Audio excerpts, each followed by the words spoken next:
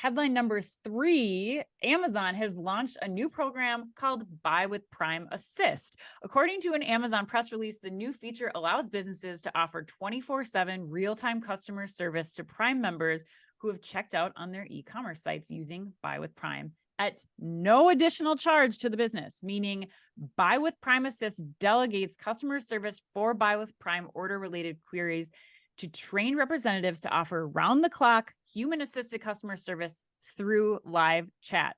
No bots, not a bot in sight. Chris, or actually, and while maintaining the look and feel of the business's brand, which is important to note. Chris C, not Chris K, which I called you earlier. My apologies. Chris C, do you like this Prime extension? And what do you think it says about Prime overall?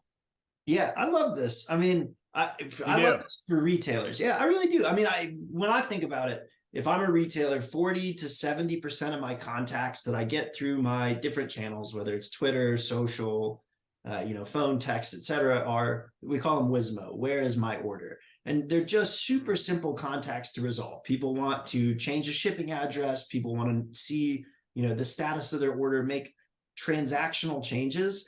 And I personally think that brands think that they need to deliver a quirky, fun customer experience in every single interaction. But I really think for those types of interactions, customers really just want straightforward, fast resolutions. Now, if I'm calling to talk to you about your product features, and that's absolutely where I want to speak to, a trained high-level associate who can help me learn more about the product and your brand. But man, this like, where's my order tactical execution stuff? I think this is a huge opportunity for brands. I love this. And the other thing I think about when I think back, what does this say about Prime? I think this says a lot more about Amazon's dance with Shopify as they try to expand into owning other areas of commerce outside of that's interesting.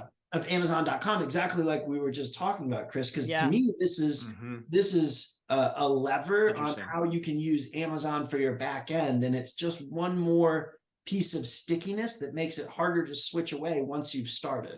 Yeah, totally. I could not agree more, Chris. I mean, it's really getting to me establishing Amazon as the everything platform, like what we've seen with Alibaba in China is like they're facilitating orders. You are using payment as on a lot of retailers' sites. Chris, what are your thoughts here? Are you feeling like this is cementing Prime as something that has staying power in the US?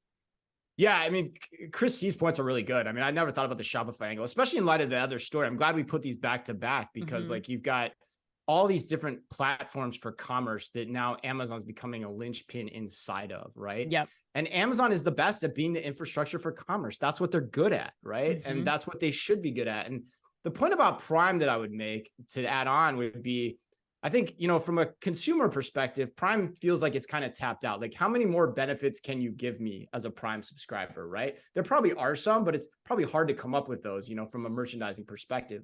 But in the business landscape, wide open, right? And so now you're just seeing the value over price of Buy with Prime going up. So like this costs nothing. So now you're getting, and those points Chris brought up were great too. The WISMO thing, which I'd never heard of. That's a cool term.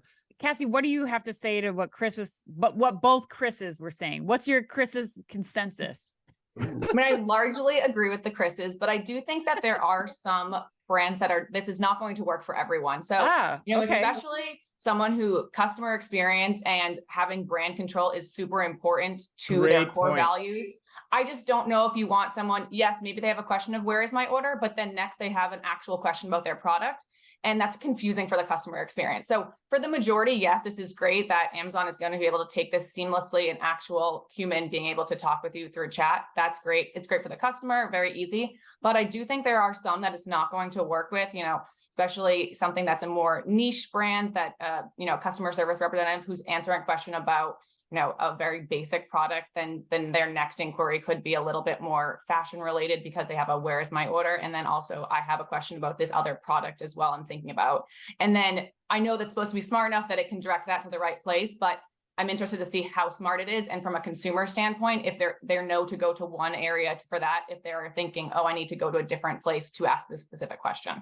I completely agree, Cassie. I think like there's going to be some definite growing pains with this, because I think you're also thinking about you're kind of taking this unilaterally, where it's just a Wizmo question, just a question about, you know, the cost of a product, or, you know, helping with the existing transaction. But that's not always going to be the case either. Like there's some cases where my product isn't going to come, I need it in this time frame. What's a similar product that I could purchase? And then I think you're totally right, Cassie. You start to get into questions about like, how much does that human being, like how much can they advocate for the brand in that scenario, especially when I imagine they're going to be using these associates to tackle multiple brands at one time, or one call center to be able to tackle multiple brands at one time. And even when you have a real human being on the other end of the line, if they're not able to answer those questions, will there be friction for those brands that are leveraging, you know, this type of technology? But Chris, you had something to add too. I don't know. I think that sounds like it could be a problem, but I think when you talk about who's actually going to use Buy with Prime, I don't think these brands are going to be electing to use Buy with Prime to begin with.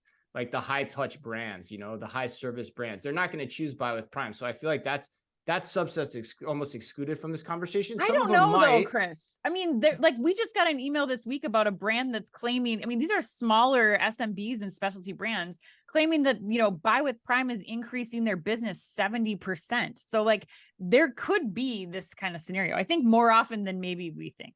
I love that. And I was looking at some of the numbers on the Buy with Prime last night, and I think that they're wild. Like some of the things that Amazon's claiming, 25% lift in conversion by switching to Buy with Prime, increased basket sizes, et cetera. I just can't help but wonder, like, how much of that is tied in with additional support that Amazon pushes to those retailers and positioning on their site, right? Because the whole idea is they have 167 million Prime subscribers. They can push people to your site or your channel. So whenever I hear those crazy numbers about conversion going up with Buy with Prime, all I think about is like, okay, but how in the background, how much support did Amazon give to those specific retailers to make those numbers happen? To me, they feel manufactured. I don't understand why you'd see a 25% lift in conversion just because your checkout is, 2 to 3, maybe 10, 15 seconds quicker. It doesn't quite track for me. Well, Chris has a story for you. Yeah, I can tell you having that as a validation point is very big, because I've gotten duped into buying a few things through Facebook ads that have turned out to be fraudulent. And so it can be a big factor when you don't know the brand particularly well. So I think the interesting point for me is just as we move on here is it seems like it's a good concept that Amazon's come up with here that they've rolled out. I think we universally agree with that.